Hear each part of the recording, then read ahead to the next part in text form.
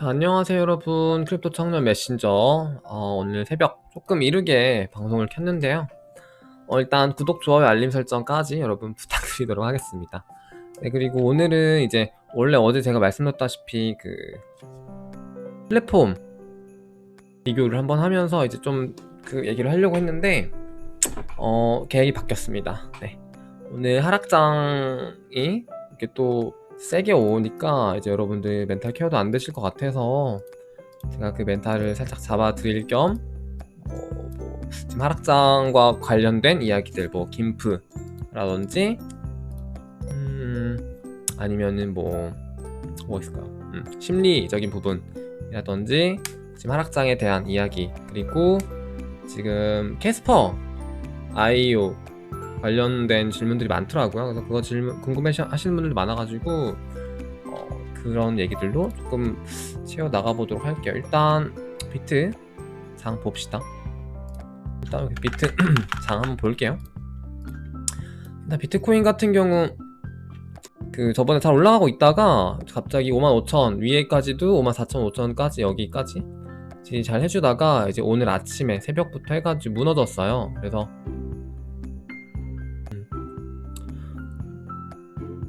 저녁에 무너졌네요. 저녁에. 그렇죠? 오후부터 해가지고 갑자기 급락이 나오면서 57,000 횡보 중이었다가 갑자기 52,000까지 떨어지면서 뭐야 하다가 또 떨어졌죠. 그래가지고 5만까지 거의 갔다 왔는데, 5만 바이낸스 기준입니다. 바이낸스 기준 갔다 왔는데 지금 5만 지지는 해주고 다시 반등을 하나 마나 지금 간을 보는 것 같은데, 만약에 여기서 제대로 된 조금 반등이 안 나오면 추가 하락 가능성이 분명히 있다고 볼 수 있겠고요. 근데 이렇게 큰 걱정을 할 것까지는 안 되는 장이라고 저는 보고 있어요. 그래서 뭐 해외 분들도 그렇고 국내 분들도 이제 많이들 그렇게 거의 다 보고 계셔서 막 그렇게 여러분들이 큰 걱정은 안 하셔도 될 것 같다는. 만약에 지금 이제 하락장이다라고 보면은 지금이 고점일 거예요 아마. 그래서 그렇게 보신다면은 지금 더 이상 투자를 하기는 조금 무리가 있다 라고 보시면 될 것 같고요. 그리고 제가 이제 차트를 좀 보면서 되게 좀 비슷하다고 느꼈던 게 뭐가 있었냐면은, 한번 여러분들도 한번 보세요. 4시간 봉인데요. 4시간 봉인데 보도록 할게요.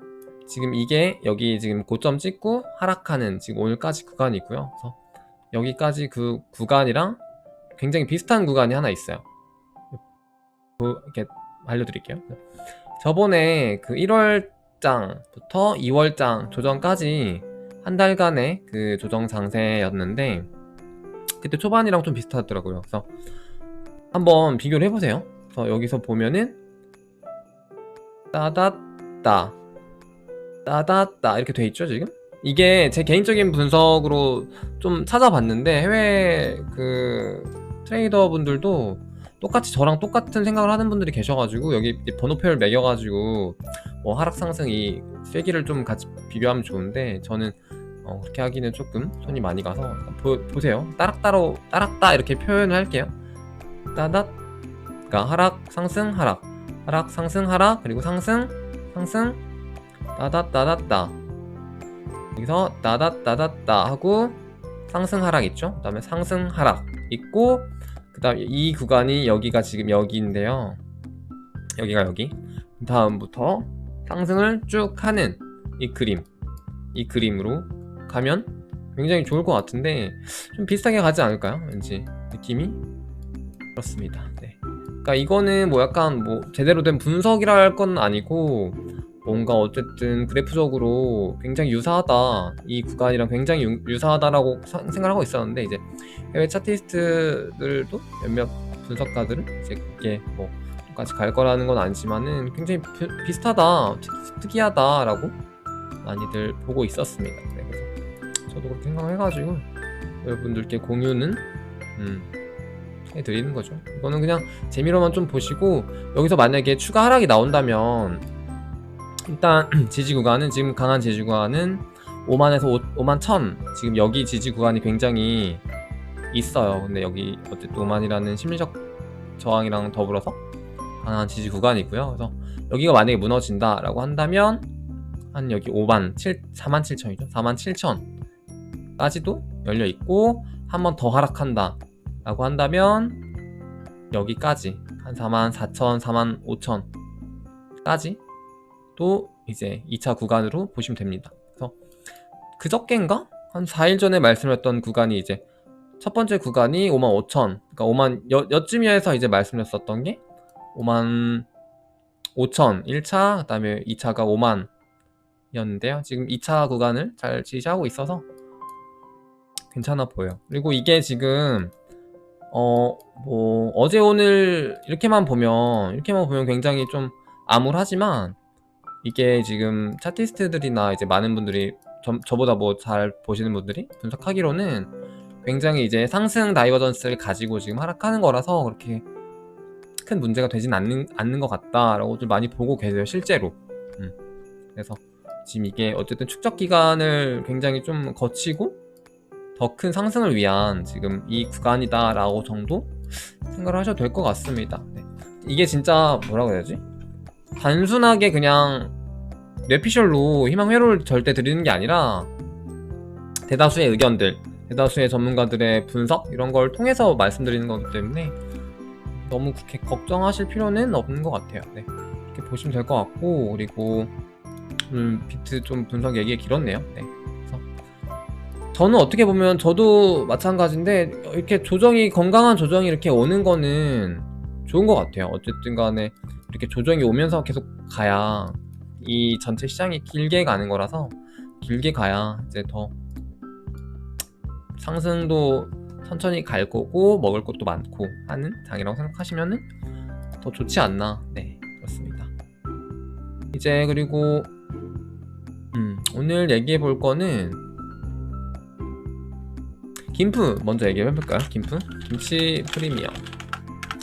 김치 프리미엄이라고 하면 이제 해외 시세랑 우리나라 시세가 다른 거라고 볼 수 있겠죠. 근데 이제 우리나라 시세가 더 프리미엄이 붙어가지고 더 비싸게 거래가 되는 거. 이거의 반대는 뭐 역프.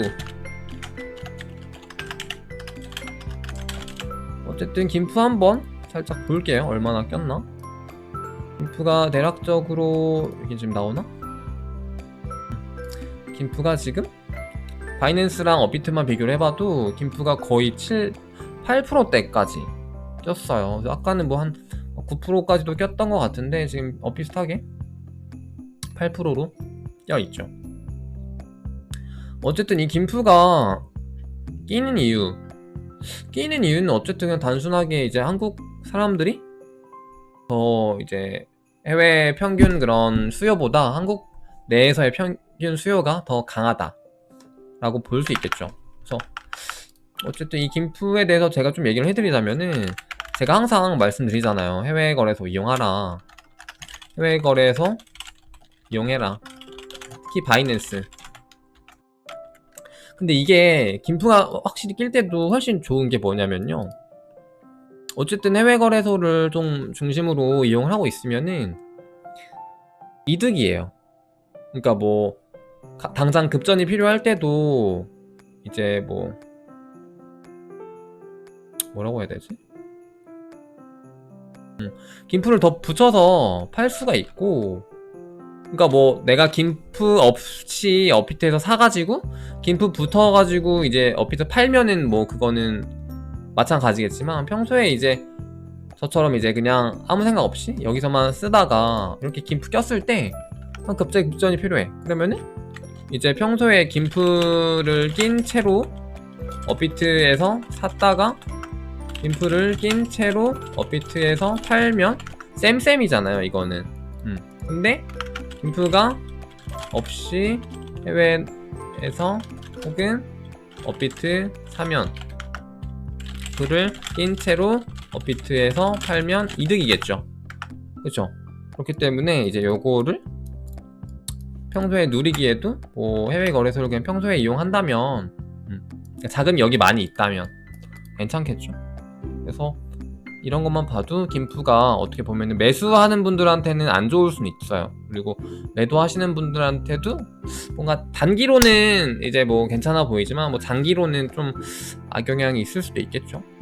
어쨌든 간에 해외 거래소를 평소에 이용하시면은 이제 이런 김프의 좀 스트레스로부터 조금 더 어떻게 보면은 자유로울 수 있고요. 그리고 이제 하락 시 춤의 타이밍이 안 나오죠. 김프가 많이 껴있으면은 어쨌든 춤의 타이밍이 안 나옵니다. 비트가 많이 하락했어도 막 다른 코인들이 하락 많이 했어도 상대적으로 김프가 많이 껴있으면은 이제 내가 더 비싸게 사는 느낌, 그리고 많이 안 빠진 느낌을 받기 때문에 춤의 타이밍이 조금 애매합니다. 그래서 요게 조금 거슬리죠, 김프가 많이 껴있으면. 어쨌든 하지만 반대로 존버라든지 매도하기엔 괜찮다. 그래서 뭐 지금 뭐 김프가 언제 빠질지는 몰라요. 그렇기 때문에 뭐 지금 김프가 좀 꼈으니까 지금 뭐 팔았다가 김프가 좀 빠지면은 다시 사야겠다라고 하는 거는 좀 무리수가 있고요. 그때는 오히려 더 김프가 낄 수도 있고, 그건 모르는 거기 때문에. 어쨌든 지금 하락장 자체를 또 이제 김프랑 같이 섞어가지고 생각을 해보면요, 이제 어쨌든 김프가 지금 많이 낀 이유 같은 경우는 한국 사람들이 시장에 대한 수요가 높다. 그리고 이제 존버가 돈을 더 잘 번다. 이게 지금 주식부터 해가지고 좀 많이 이렇게 사람들이 인식을 하게 됐어요. 그래가지고 떨어져도 잘 안 팔아요, 지금 사람들이. 그래서 존버가 돈을 더 잘 번대. 뭐 30, 40대 아줌마들이 돈 더 많이 벌었대. 그러면 이제부터 나도 존버해야겠다. 이런 분들이 많아지다 보니까 이제 한국에서는 조금 더 존버를 하는 경향이 있는 것 같습니다. 그리고 이제 뭐 사실상 시장 자체가 심리에 의해서 움직이잖아요. 시장이라는 것 자체가 어쨌든 심리에 의해서 움직인단 말이에요. 근데 여기서 되게 특이한 게 보시면은 이제 저도 마찬가지겠지만은 한국, 특히 이제 우리나라 사람들이 접할 수 있는 곳이 뭐 유튜버라든지 뭐 커뮤니티 하던지 간에 가서 보면은 사람들이 뭐라고 하냐면은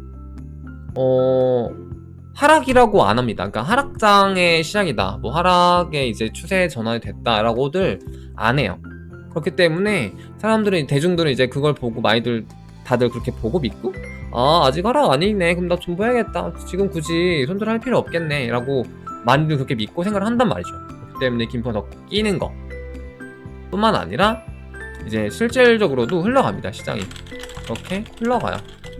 하락이 세게 안 올 확률 높아집니다. 그리고 이게 상대적으로 국내에는 커뮤니티가 작아요. 그래가지고 이렇게 다들 생각을 이렇게 하는 그 속도도 굉장히 빠르고, 전달 속도도 굉장히 빠르죠. 근데 해외는 커뮤니티도 굉장히 크고 분석도 여러 명이서 의견이 많이 다르기 때문에. 근데 한국은 조금 상대적으로 이 시장에 대한 믿음이 조금 더 많이 있다고 저는 개인적으로 느껴지는데, 나중에는 이게 좀 어떻게 보면 악재가 될 수도 있겠죠. 2017년, 2018년 때도 우리나라 사람들이 제일 많이 손해를 봤기 때문에, 네, 어떻게 보면은 버티기엔 좋은 장이지만 진짜 크리티컬한 뭐 폭탄 돌리기를 한다면 이제 한국이 조금 많이 더 피해를 볼 수도 있다라고 볼 수도 있겠습니다. 어쨌든 이 시장 심리 자체는 우리나라도 그렇고, 우리나라 지금 김프 많이 껴있잖아요. 우리나라도 그렇고 이제 해외 커뮤니티 같은 경우에도 지금 뭐 많은 분들이 막 이렇게 하락에 베팅을 하는 건 아니라서, 이제 그렇게 하면은 어쨌든 저 같은 대중들 혹은 여러분 같은 코리인들 뭐 이제 이런 사람들이 전부 다 이제 지금 하락이 아니구나 라는 그런 인식이 형성이 되면서 갑자기 빠져버릴 확률은 굉장히 적다는 거죠. 그래서 지금 시장 자체가 뭐 이렇게 나쁜 편은 아닌 것 같다, 그렇게 보시면 좋을 것 같습니다. 그리고 오늘 이제 또 얘기를 할 게 클레이튼이 지금 보시면은 코인마켓캡에 여기가 등재가 됐더라고요. 보시면은 이게 나왔어요, 드디어. 그래서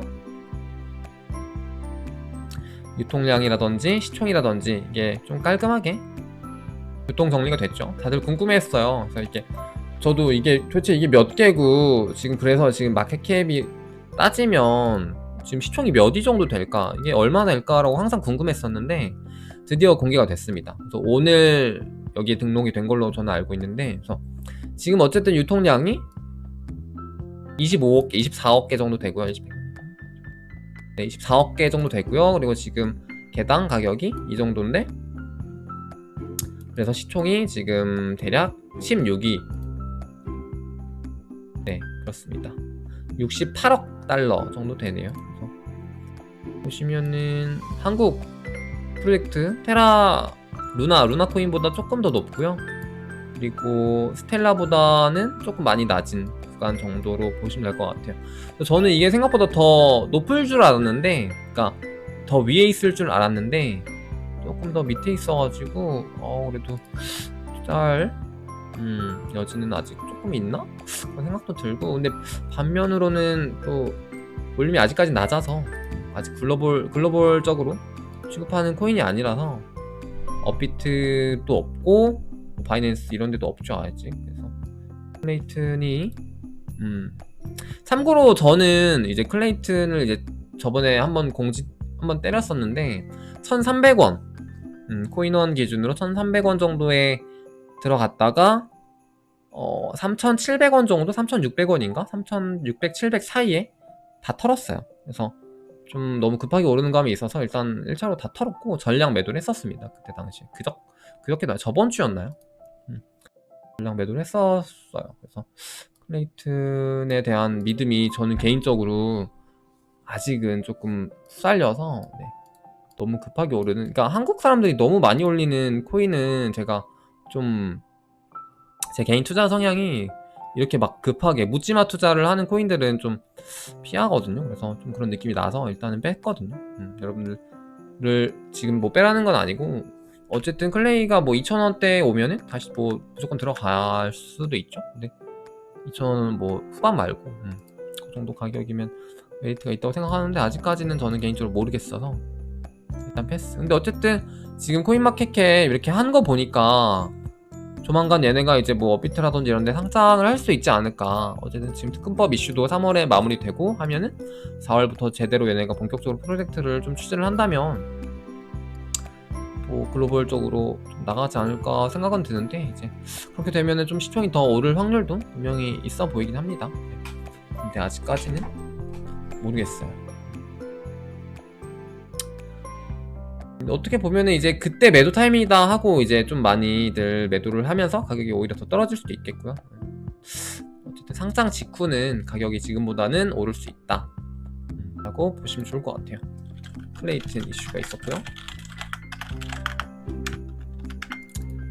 그리고 이제 뭐 파일코인 이슈, 파일코인 같은 경우도 지금 많이 오르고 있어요. 파일코인은 뭐 100 몇 년간, 뭐 150년 정도인가? 150년 동안 뭐 발행량 뭐 20억 개인가요? 얘네가 총 개수가 20억 개인데 뭐 한 10억 개 이상이 뭐 100 몇 년간 이제 계속 채굴이 되는 형태로 얘네가 이제 풀리는데, 그래서 뭐 쭉쭉 막 락업 해제가 완전 갑자기 이렇게 팍 풀리는 그런 코인은 아닌 걸로 알고 있고, 나중에 뭐 투자를 좀 많이 한 재단 같은 데서 그렇게 풀 수는 있겠죠. 근데 어쨌든 아직 그런 건 아닌 걸로 알고 있고, 이 코인도 지금 많이 올랐죠. 그래서 파일코인 같은 경우는 채굴하는 업체들도 굉장히 많아요. 그래서 저는 만약에 이 코인을 좀 투자를 한다면은 $20 부근대 좀 담갔거나 아니면은 채굴 쪽으로도 좀 알아봐도 좋을 것 같다고 생각이 들어요. 그래서 국내 뭐 다단계 업체 이런 데는 절대 하지 마시고,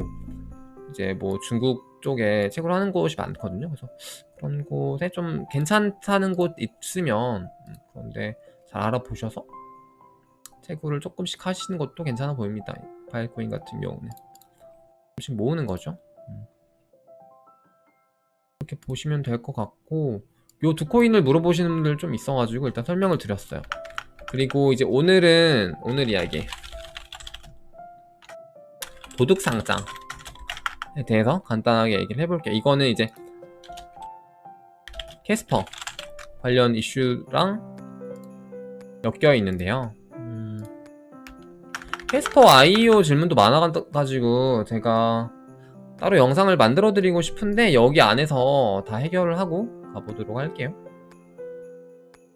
그래서 지금 캐스퍼 같은 경우 지금 이제 3차를 다 하죠. 근데 이제 1, 2차 때도 하신 분들이 많은 걸로 아는데 이거는 제가 봤을 때 무조건 해야 되는 게 맞아요. 그래서 만약에 못 들어가신 분들 있으면 3차도 하시고요. 뭐 돈 100만 원이라도 투자를 해보시는 거 나쁘지 않습니다. 이거 지금 그 비트제트라는 그 거래소에 도둑상장이 지금 되어 있어. 그러니까 도둑상장이라고 표현해야 되나? 약간 얘네가 이제 선물 개념으로다가, 그러니까 현물이 있는 건 아니에요. 얘네도 물량은 없죠. 어떻게 있겠어요. 지금 풀지도 않았는데. 어쨌든 선물 개념으로 갔다가 여기에 지금 상장을 시켜놨어요. 보시면은 여기서 거래되는 가격은 0.3달러입니다. 지금 캐스퍼 옵션 1이 0.015달러에 풀린 걸로 치면은 이제 거기 대비 가격은 20배 오른 가격으로 지금 여기서 거래가 되고 있는데, 지금 뭐 공식 답변으로는 여기서 뭐 하는 거는 뭐 그런 게 아니다, 절대 위험하다라고는 하는데, 어쨌든 이런 식으로 거래소에서 상장을 바로 시킬 수가 있어요. 그게 도둑 상장 같은 건데, 여기서는 지금 어쨌든 뭐 실물이라고 해야 되나? 현물은 아니에요. 현물 코인은 아니고 캐스퍼 현물 코인은 아니고요. 선물 코인입니다. 그러니까 예를 들어 선물 코인이라고 하면은 이제 없는 걸 갖다가 이제 가상의 그런 거래를 따가지고 얘네가 이제 뭐 캐스퍼 6라고 되어 있어요. 그러니까 이건 뭐냐면은 6달, 그러니까 6개월 뒤에 실물로 이제 주겠다는 거예요. 이 거래소가. 그러니까 뭐 제가 비트제트 거래소는 잘 모르지만은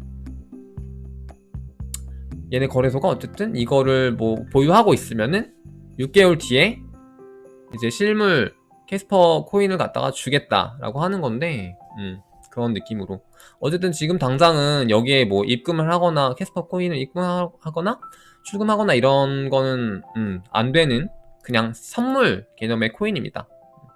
그래서 여기 일단 상장이 되어 있는데, 이게 되게 왜 가능한 거냐면요, 이런 식으로 도둑상장의 개념이 일단 뭐냐면은, 도둑상장이라고 하면은 이제 애초에 이런 코인들이 블록체인화 되어 있잖아요. 블록체인.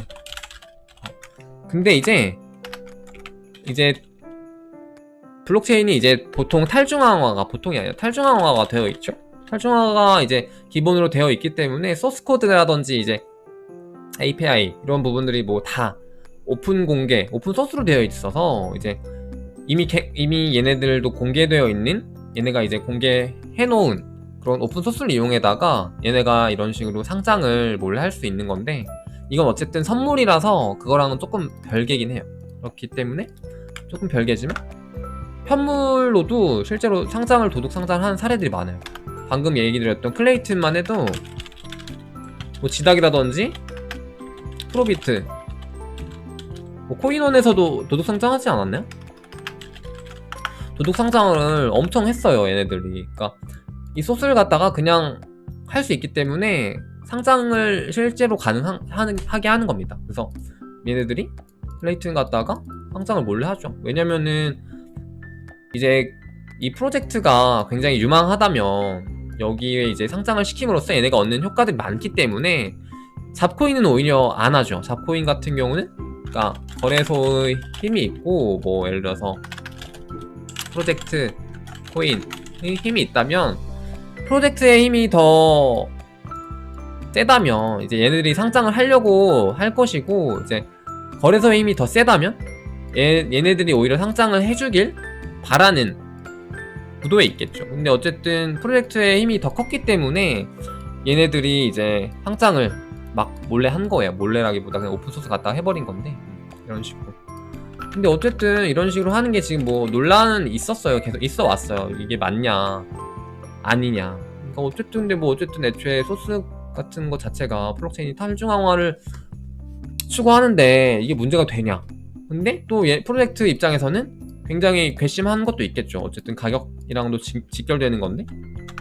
그러면서 이제 뭐 근데 또 어떻게 보면은 이 프로젝트만 놓고 보면은 이거 너무한 거 아니야? 라고 볼 수도 있겠지만은 여러분들 이걸 생각해 보시면 돼요. 비트코인이라든지 이더리움 이런 코인들도 마찬가지의 코인들이죠, 어떻게 보면은.